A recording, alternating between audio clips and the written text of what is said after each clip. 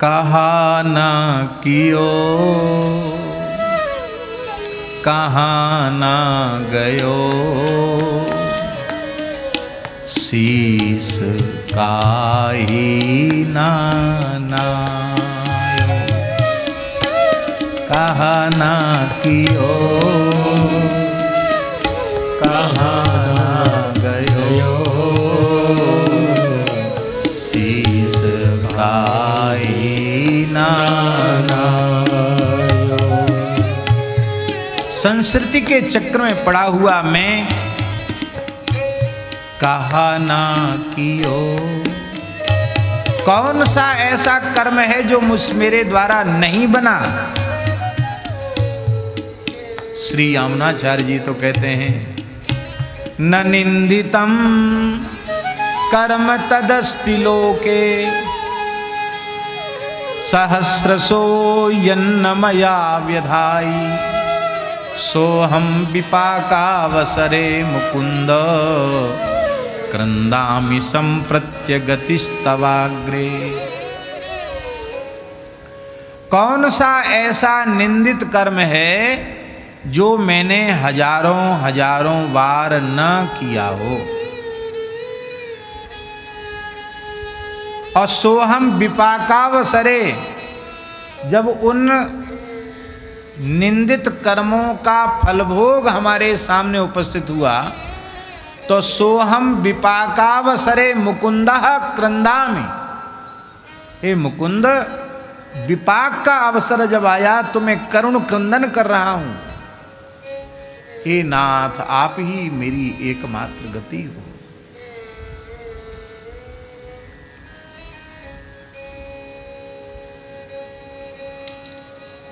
आज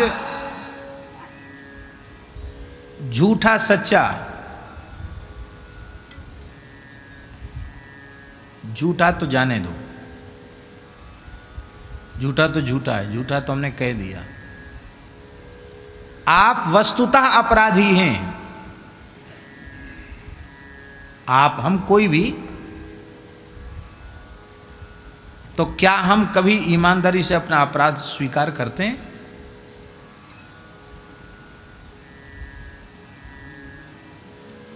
ईमानदारी से हम अपराध स्वीकार करते होते तो ये जो वकील जो है ना, जो केस मुकदमा लड़ते हैं, वो सब जो है ना यह विनय पत्रिका की कथा के सुनते सब माला जपते,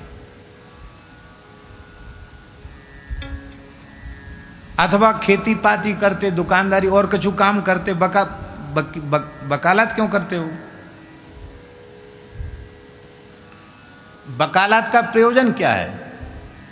अपराधी को निरपराधी सिद्ध करना। और क्या है? वकीलों का काम क्या है? क्या काम है?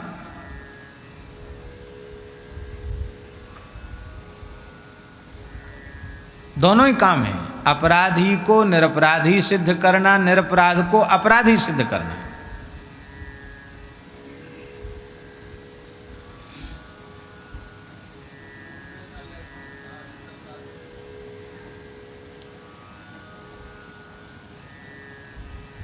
हम अपराध पर अपराध करते चले जाते हैं, फिर भी हम कभी स्वीकार नहीं करते हैं। लाख प्रायश्चित कर लो, लेकिन यदि हम स्वयं के अपराध को हृदय से स्वीकार नहीं करते और उसके लिए हृदय से पश्चाताप नहीं करते, ग्लानि हमारे भीतर नहीं होती है, तो वो पाप कभी नष्ट होने वाला नहीं। जितना हम छिपाते चले जाएंगे पाप उतना प्रबल होता चला जाएगा। गोस्वामी जी ने विनय पत्रिका में कहा है, करऊं जो कछु धरऊं सचि पचि सुकृत शिला बटोर, पैठ उर बरवस दयानिधि दंभ लेत अंजोर। जो कुछ संतों के संग से अच्छा काम बन जाता है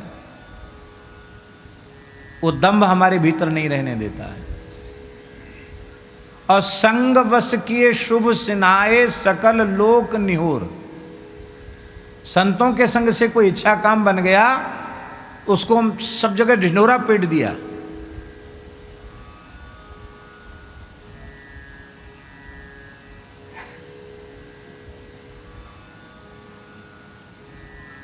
इस प्रकार से ये स्थिति है हमारी।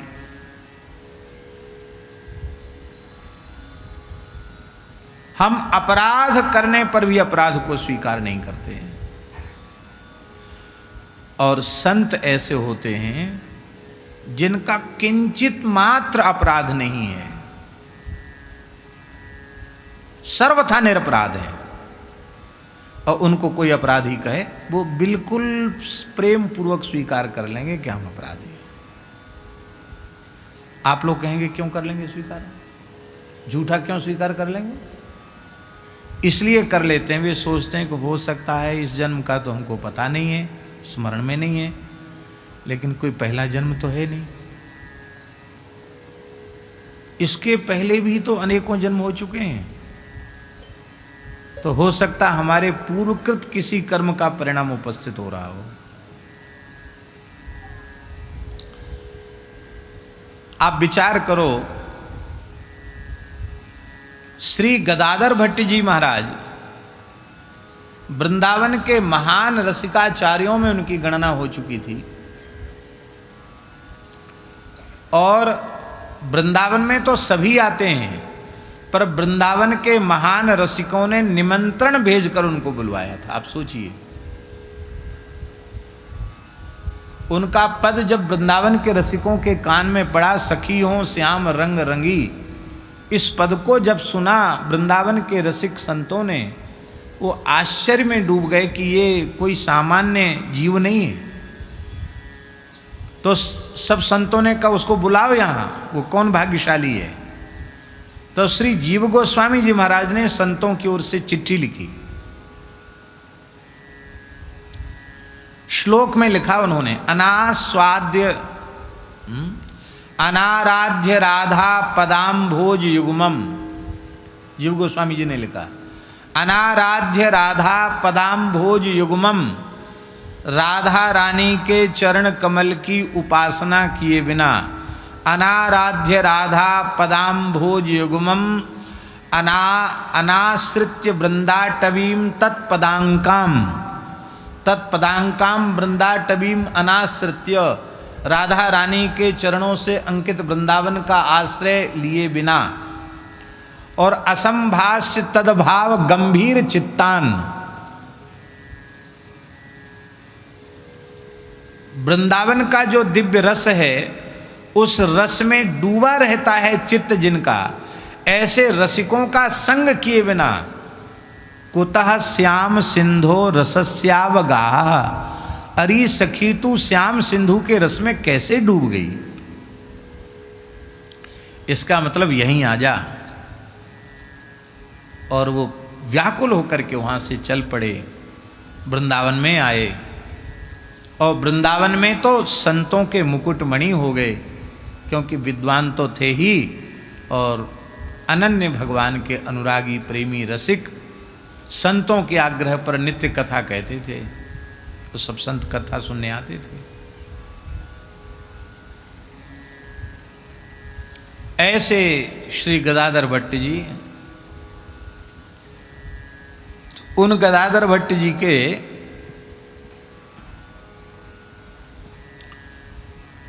ऊपर एकदम झूठा आरोप लग गया।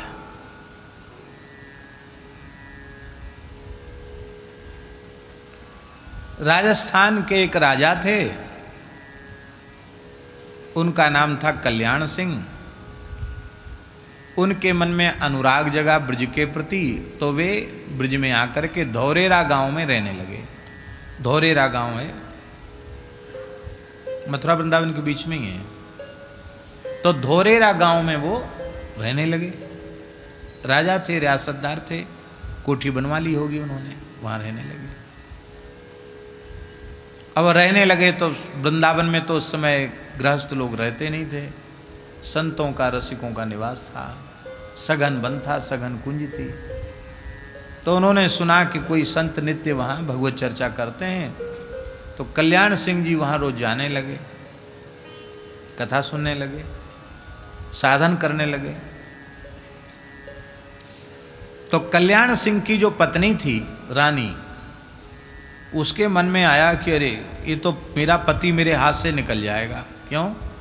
जब से ये सत्संग में जाने लगे तब से किसी से बोलता नहीं, देखता नहीं, सोन माला लिए बैठा रहता है, ये हाथ से निकल जाएगा हमारे, क्या करूं? बोले कैसे भी कथा में जाना छोड़ दे, वो लौट चले राजस्थान, यहाँ छोड़ दे, चले यहाँ से। उसने षड्यंत्र किया। एक नटनी थी, नट जाति की स्त्री, वो गर्भिणी थी, उसके बच्चा होने वाला था। उसने उस सस्ते जमाने में, जब अकबर का जमाना था, उस जमाने की बात है, 20 मुहर सोने की दी रानी ने। कितनी? 20 मुहर।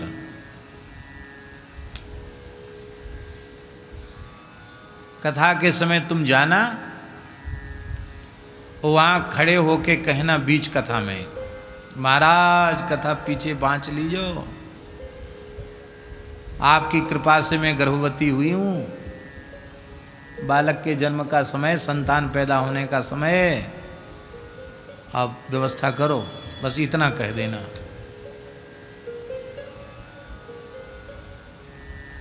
उस बेचारी ने कहाँ सोने की मोहर देखी, इतना पैसा उसको मिल गया। उस तो जो कहो सो करने के लिए तैयार, धन के लिए कोई क्या नहीं कर सकते।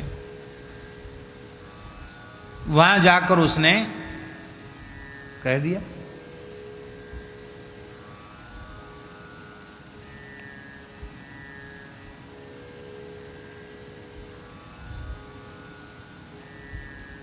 हम तो कथा कह रहे हैं, हमारे साथ ऐसा हो तो हमारे ऊपर क्या बीतेगी। भली आई, हम तो बहुत देर से तुम्हारा चिंतन ही कर रहे थे कि भाई वो कहाँ गई देवी। वाह, बड़ी कृपा की, बहुत अच्छा, यहाँ सब व्यवस्था हो जाएगी। अब श्रोताओं पर क्या बीतेगी, अब सोचो। केस मुकदमा की कोई जगह रही? श्रोताओं पर क्या बीतेगी।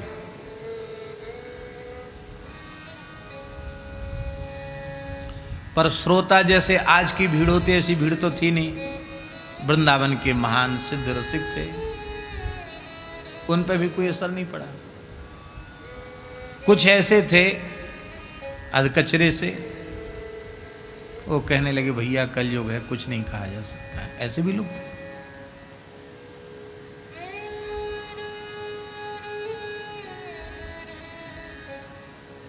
पवित्र अंतःकरण होता है तो अपने पूज्य जनों के प्रति कभी संदेह उत्पन्न होता ही नहीं।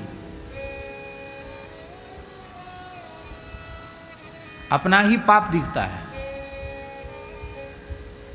अधकचरे लोग कहने लगे भैया कलयुग है, कुछ नहीं कहा जा सकता है।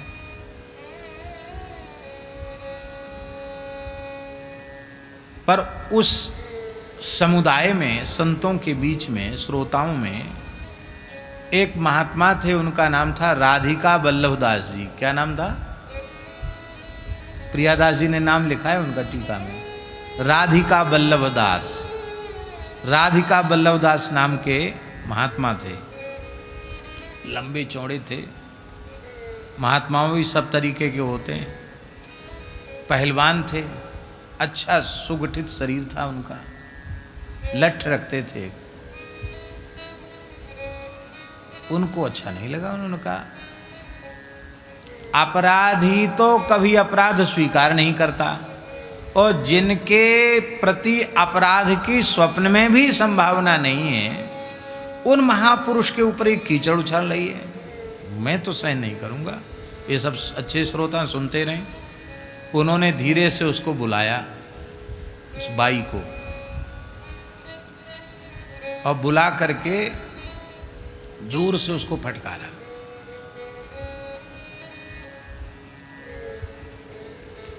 लठ रखा था बहुत बड़ा उनके पास, लठ तो डंडा लेके चलते थे, लठ था। मारा उसमें एक भी नहीं, ऐसे घुमा घुमा के इधर पटकें फिर उधर पटकें, इधर पटकें फिर उधर पटकें। वो कांप गई थर थर, मारा नहीं पर लठ पटक पटक कर उसको धमका दिया। बोले देखो हम तो साधु हैं, मार के जमुना जी में बिछा देंगे, कुछ नहीं, हम कोई पाप पुण्य नहीं, कुछ नहीं। हमने तो तुझे वृंदावन में कभी देखा नहीं, तू कब आई यहां? इनसे क्या तेरा परिचय? सच्ची सच्ची बता, और सत्य बोलेगी तो कुछ नहीं, छोड़ देंगे, और झूठ मेरे हमारे सामने चलेगा नहीं, सच्ची सच्ची बोल। उसने तुरंत अपने खूंट से मोहरें निकाली और सारी घटना उसने सुना दी कि ऐसे ऐसे ये पैसा है, पैसे के लिए हमने ऐसा किया, हम तो गरीब आदमी हैं, हमको तो धन के लिए जो कुछ कहो सो हम करने के लिए तैयार हैं। कि ये पूरी घटना चल वहां जगले को सुना। वो रोते रोते ही उसने सब पर वहां सुना दी।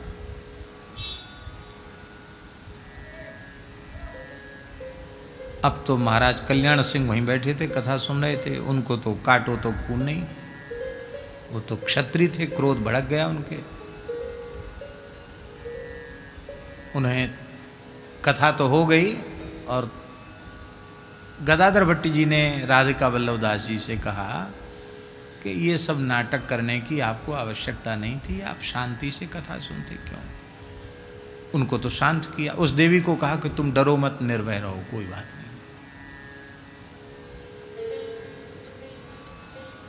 कल्याण सिंह को क्रोध में भरे हुए देख करके, क्यों उन्होंने म्यान से कर रहे हो, उन्होंने कहा कि हम जिस दुष्टा ने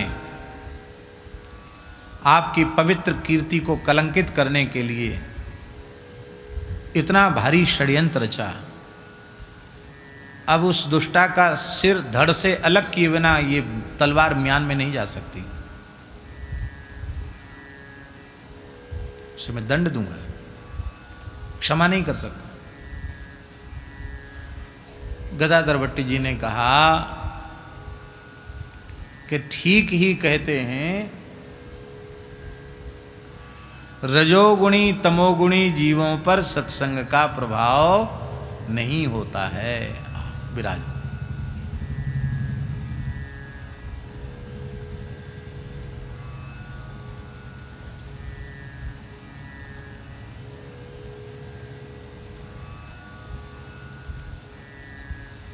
रजोगुणी तमोगुणी जीवों पर सत्संग का प्रभाव नहीं होता।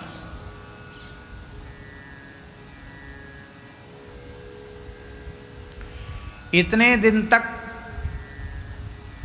सत्संग करने के बाद भी आपका क्रोध नहीं गया,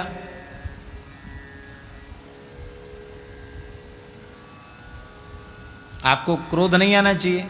यदि सत्संग करते हैं ईमानदारी से तो आपको गुस्सा नहीं आना चाहिए। कहा महाराज ऐसा काम हो और क्रोध ना आवे, कैसे संभव है? बोले अपराधी पर क्रोध आता है, अपराध रानी का है कहाँ? ना रानी का अपराध है, ना इस नटनी का अपराध है, अपराध तो आपका है। इतना सुनते ही उनको बड़ा आश्चर्य हुआ, मेरा अपराध कहाँ से? मेरा अपराध क्या है? बोले तुम्हारा अपराध यही है कि तुम अकेले सत्संग करने आते थे, यही तुम्हारा अपराध। यदि तुम रानी को भी सत्संग में लाते तो उसकी संतों के प्रति ऐसी भावना ही नहीं रहती, वो भी माला लेके भजन में बैठ जाती हैं। लेकिन तुमने अकेले सत्संग किया, इसलिए उस बेचारी की बुद्धि शुद्ध नहीं हुई। जैसी स्त्रियों में भावना होती वैसा उसने, उसका क्या दोष है? इसलिए दोष तुम्हारा है, दंड दो तो अपने को दो, किसी को दंड मत दो, सबको क्षमा कर दो।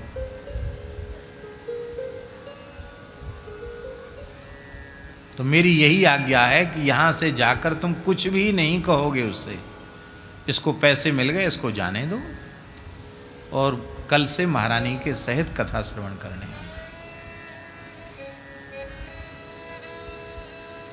अब ये घटना कोई ऐसी तो रही नहीं कि जो छिपने वाली थी, सबके बीच में सब उजागर हो गई। ये बात जब कल्याण सिंह की पत्नी के कान में पड़ी तो उसे बहुत ही अधिक कष्ट हुआ कि देखो सत्संग की महिमा, मेरा पति कभी क्षमा करने वाला नहीं था, लेकिन इसने एक शब्द मुझसे नहीं कहा। वह भी सत्संग में जाने लगी और दोनों ही भजन करके उनका कल्याण हो गया। कहने का आशय हमारा ये है कि दोष रहने पर तो स्वीकार करना ही चाहिए। साधुता ये है कि दोष ना भी हो तो भी स्वीकार करें।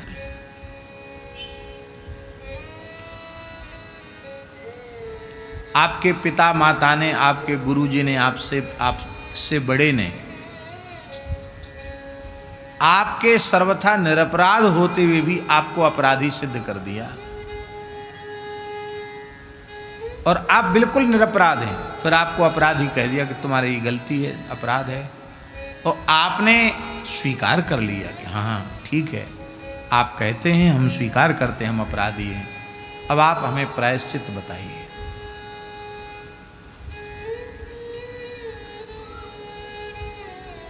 और आपने प्रायश्चित बता दिया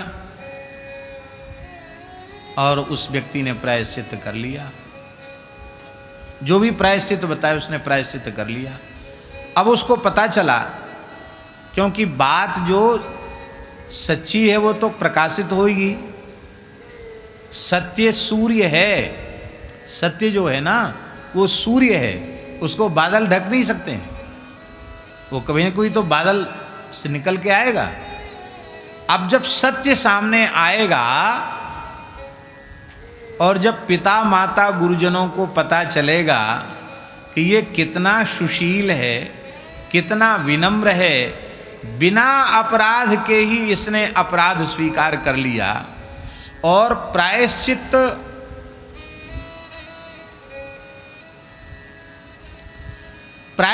को स्वीकार कर लिया, प्रायश्चित किया,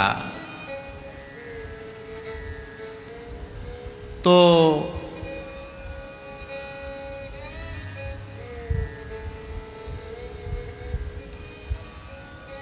कितनी प्रसन्नता होगी उनके मन में।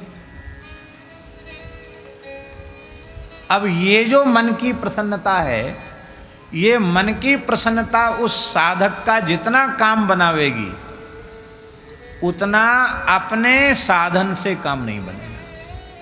अपने पुरुषार्थ से, अपने प्रयास से, अपने साधन से वो काम नहीं बनेगा। जो काम अपने से पूज्य जनों की प्रसन्नता से बन जाएगा। अपने से बड़ों की प्रसन्नता प्राप्त कर लो।